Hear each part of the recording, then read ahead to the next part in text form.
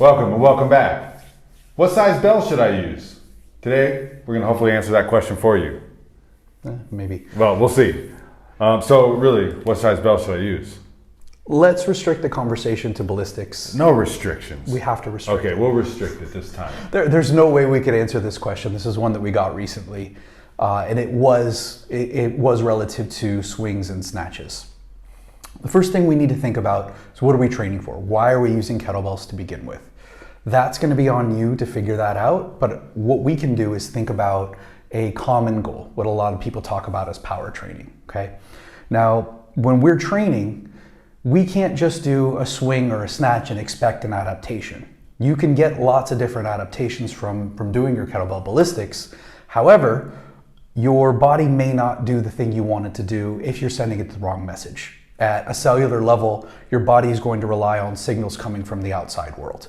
And those signals from the outside world are going to be things like, your speed, how quickly you're moving, yes, your external load, your intent when you're doing the exercise, and a whole host of other factors. So if you want to get powerful, you have to send the right signals. So the first thing we need to do is we need to think about, well, what am I really trying to do? Am I trying to swing or snatch a kettlebell for endurance? Am I trying to do it for power? Am I trying to get some sort of strength endurance out of it? What's really my goal here? So you've got to narrow that down.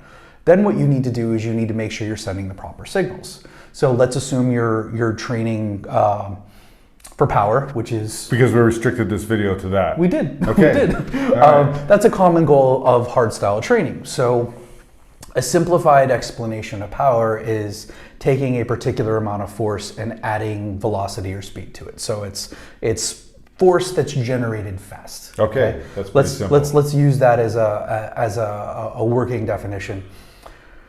Well, immediately we get into an issue where when we have a heavier bell. When you look at the force equation, so this is why we like to look at formulas. Okay, so force equals mass times acceleration, right? Simple enough, but it isn't. Because if you don't understand how the formula works and mixes, you're going to run into a problem. The relationship between mass and acceleration is inverse, meaning as mass goes up, acceleration goes down given a particular amount of force. Right. Okay, so yes, you can take a heavier mass and keep the same acceleration or increase the acceleration, but you're going to need to use more force. Yeah. So let's say we have a finite, a set amount of force.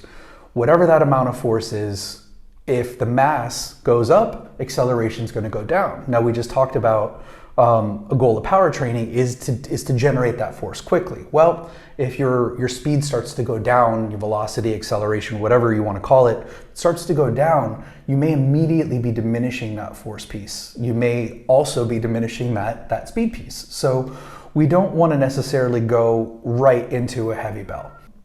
What we want to think about is, again, as mass goes up, acceleration goes down. So we need to be a little more responsible with our choice. Now, one of the big issues that people are concerned with is like, oh, well, I don't want to use a lighter bell. Light, like when we get into the idea of heavy, it's a subjective measure. It is not a set objective measure. So what do I mean by that? That bell right there has a mass of 28 kilos. I didn't actually weigh it. Let's just assume that it's right. I'll look at the side. Okay. We paid for 28 kilos with that, so we'll assume that that's 28 kilos. So that one has a mass of 20 kilos. That's not going to change. The weight, however, is an experience. It's a subjective thing. So if you take an object and you weigh it, it is what that particular mass, how that mass interacts with the gravitational field on Earth, which will change where you are on Earth, but not that much. Like when you get closer to the equator, it gets heavier, right? And when it gets that's my last weigh-in. when you get into higher altitudes, you'll see a change. And you'll need to adjust your oven as well. Okay. So what we're really looking at then is acceleration. What happens is you have a mass that is accelerated at roughly 10 meters per second squared. That is going to produce a particular weight. Well, what happens when we get onto the moon? Well, things are not going to accelerate at the same rate. The acceleration will be slower. Things aren't going to be as heavy.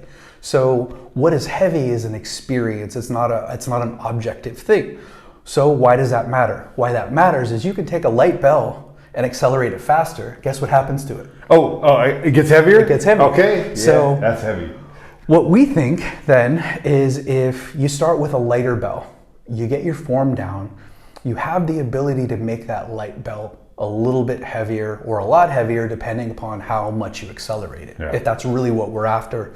Yes, you can go too light, there will be a point, but it's, in my opinion, a lot easier to take a light bell and make it heavy than to take a heavy bell and eventually make it light. When you start with a bell that's too heavy, you just don't have, one, you don't have the tissue tolerance, you don't have, two, the technical know-how in order to really take that heavy bell and eventually make it light. So start with a lighter bell, learn how to accelerate it and make it heavier. So in this case, you can take, let's go ahead and see a snatch. Let's go ahead and see a snatch with the 28. Okay. Oh, the 28. Got it. All right, here we go. So I want you to move that bell as quickly as you can.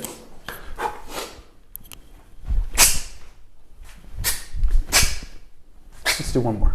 Okay. Let's not do one more. All right, just two for you. Just two's fine. Just two. Okay. Let's breathe for a second. Then I want you to do the same thing with the 20.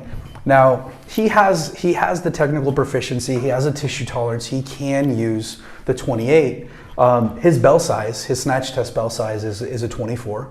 So this is 20. So this is he went one bell up. Now he's going one bell down. So when you look at these, if we were to actually measure this.